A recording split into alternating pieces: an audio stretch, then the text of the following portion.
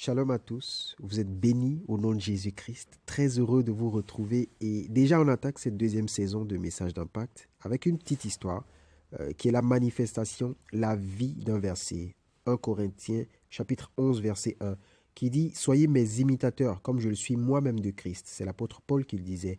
Alors en fait c'est l'histoire d'un homme qui, je le crois, est poussé par Jésus pour aller évangéliser un village qui n'avait jamais entendu parler de Jésus, rien de rien. Donc le serviteur de Dieu arrive dans le village, bien sûr bien accueilli par les villageois.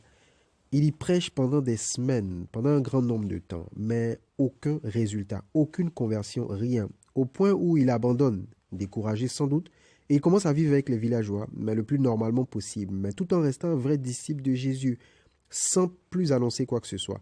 Et après quelques temps de vie avec eux, il retourne chez lui. Donc bien sûr, croyant que son travail n'avait porté aucun fruit, il retourne chez lui. Du coup, quelques mois plus tard, il a organisé une campagne d'évangélisation donc dans le village avec tout le bruit et le décor que vous pouvez imaginer. Et le soir, pendant que le message sur l'évangile est prêché, le prédicateur parle de Jésus.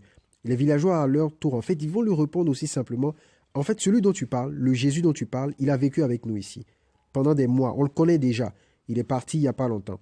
Et c'est à cause de cela, à cause de ce contact vivant qu'ils ont eu avec cet homme, qu'ils vont finalement accepter de se donner à Jésus. Ces gens étaient convaincus d'avoir eu Jésus parmi eux. Pourquoi? Parce qu'il y avait un disciple, il y avait un imitateur de Jésus qui était là et qui a manifesté la vie de Jésus de manière directe et claire. N'est-ce pas ce que Jésus nous demande? N'est-ce pas au-delà des mots l'une des meilleures façons d'évangéliser ce que nous côtoyons au quotidien? Faisons vivre Jésus à travers nous. Montrons Jésus autour de nous par le Saint-Esprit qui le fait vivre en nous. Tout part du désir de le faire et d'une prière pour en recevoir la capacité. Soyez bénis au nom de Jésus-Christ. Amen.